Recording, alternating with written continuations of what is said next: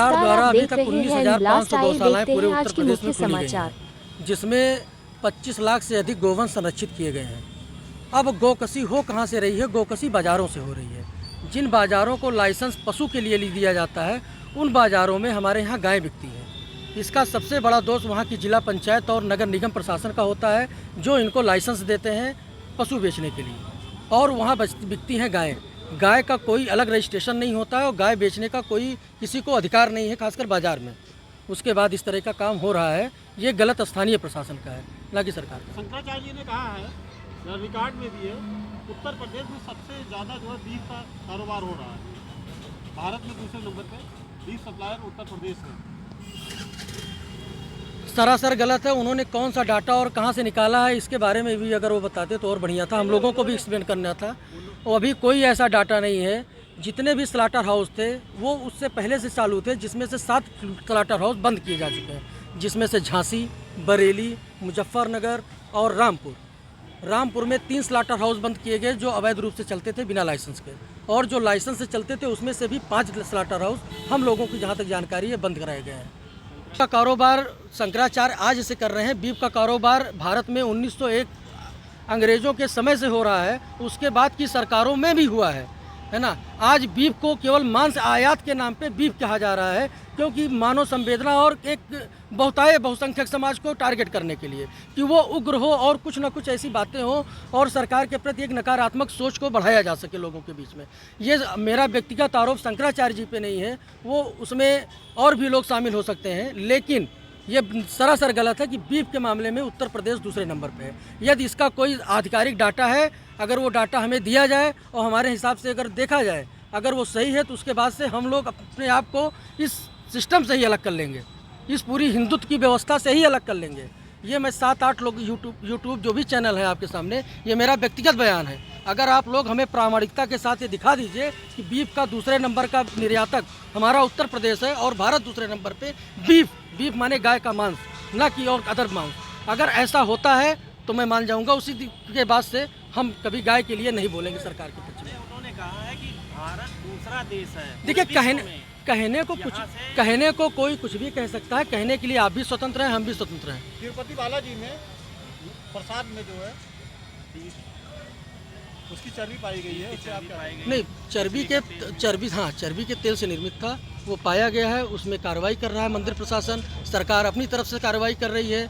अब उसमें हम लोग क्या बोल सकते हैं? हम लोग इतना कर सकते हैं कि हाँ, बहुत निंदनीय काम है और बहुत घृणित कार्य है, इसको समाज में बिल्कुल नहीं करना चाहिए। तो कोई भी धर्म हो, कोई भी व्यवस्था हो, उसके धार्मिक मामलों में इस तरह की बदतमीजी नहीं करनी चाहिए, और जिसने भी किया हो दोषी के खिलाफ कड़ी से कड़ी कार्रवाई हो। सरकार द्वारा चलाए जा रहे गौशालाओं में गौ जो है सुरक्षित नहीं है, ऐसा आरोप लगातार आपका आरोप बिल्कुल सही है और इस बात का हम भी समर्थन करते हैं कि हाँ, लेकिन उसके बारे में सभी गौशालाओं को एक साथ नहीं रखा जा सकता। कुछ जगहों पे ये स्थितियां हैं।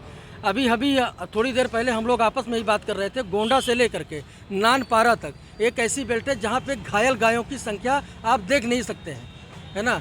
वो बिल्कुल हृदय विदारक है। अब उस पर सरकार को कार्रवाई करनी चाहिए, वहाँ के स्थानीय प्रशासन को कार्रवाई करनी चाहिए। ये हम लोग भी अपनी मांग रखते हैं। अगर जहाँ पे गोवंश और जिन गौशालाओं में ग्राम प्रधान, एसडीएम और बीडीओ जैसे अधिकारी लगाए गए हैं गौशाला संरक्षण के लिए, गौशाला संवर्धन के लिए, जिनको गाय से कोई मतलब नहीं है, उनको मतलब नाली खड़ंजे विकास कार्यों से है, वो गाय की रखवाली क्या करेंगे? जिनको गाय के बारे में पता नहीं, गाय की संवेदना के बारे में पता नहीं, वो अधिकारी लगाए गए। इस पर सरकार को सोचना चाहिए, नियम बनाना चाहिए और तरीके से आम जन द्वारा संचालित जानवर अस्पताल में जो है इमरजेंसी कोई सुविधा नहीं, इस पर आप क्या कहेंगे? जानवर के अस्पताल में इमरजेंसी पीरियड में रात बिरात कोई दुर्घटना हो जाती है, उसके लिए कोई सुविधा नहीं रहती है, उस पर आप क्या कहेंगे? नहीं, उस पर सुविधा स्थानीय नगर निगम, स्थानीय नगर पालिका, स्थानीय ग्राम पंचायत की होती है। उसको सबके, वो आपका अधिकारी यहाँ का जिम्मेदार है, यदि नहीं करता तो, और बाकी करना चाहिए और होता है। अभी तक हमने आपके मुदाह क्षेत्र से लेकर के अयोध्या के जिन जनपदों में, जिन जगहों पे हम लोगों ने अभी रिसेंटली काम किया है, उसमें हम लोगों ने 112 डायल किया है। हमें पुलिस की सहायता मिली है, आई है पुलिस, और उसके माध्यम से एम्बुलेंस आया है। और ज़्यादातर जगहों पे प्राइवेट लोग भी इकट्ठा होते हैं कि गाय का मामला है तो हम भी चंदा लगा के भिजवा देंगे, लेकिन उसके बाद भी सरकारी व्यवस्थाएं होती हैं। नगर निगम ने इस व्यवस्था अयोध्या में कर रखी है और जो मिलती है अभी तक हम लोगों को पूरी मिली है। सरकार द्वारा टोल फ्री नंबर चलाया गया है, उसके रिस्पांस के बारे में आप क्या कहेंगे? उसका रिस्पांस नकारात्मक है, वो बहुत गलत है। उसका कोई रिस्पांस नहीं है। अगर उसका रिस्पांस आप सीधे अधिकारी का नंबर है आपका तभी काम होगा।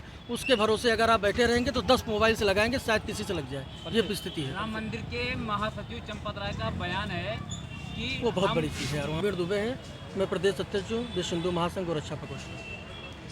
मतलब स्लाटर हाउस चल रहे हैं, ये चल रहे हैं, गाय कट रही हैं। हमारा कहने का मतलब हिंदुओं को चाहिए कि पूरे योग से लगें और गाय पालें, आपूर्ति बंद कर दें। अपने आप सरकार या स्लाटर हाउस के मालिकान जो है वो लाचार हो जाएंगे। हमको चाहिए कि जो हमारे मंदिर हैं जिनको अधिग्रहण करके जिनका पैसा जो है सरकार ले लेती है, मंदिरों का पैसा जो है वो गौ रक्षा के काम में लाया जाए पूरी तरीके। गौ के संरक्षण में, गौ के पालन में, पोषण में जो पैसा वो पैसा लगाया जाए। उससे जो है हमारा अनुमान है कि हमारी गौओं का सुरक्षा हो जाएगी, आपूर्ति बंद कर दे हिंदू।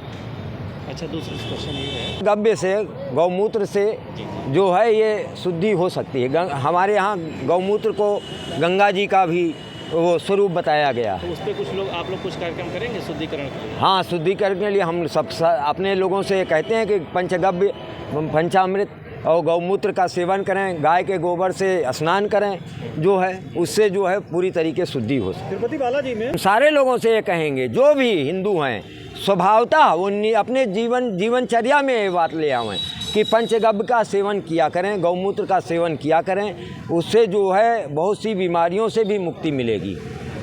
किस प्रकार के गौमूत्र जो गायें जो है वो मतलब खेतों में चरती हैं, जो है पश्चर भूमि में जाती हैं, वो चरती हैं। उन गायों का जो है जो तरह तरह के औषधीय गुणों से युक्त जो है घास और पदार्थों को खाती हैं, उनके गौमूत्र का सेवन करना ज़्यादा उपयुक्त होगा। ठीक है, आपका शुभ नाम? हमारा नाम राजेश सिंह मानव। ठीक।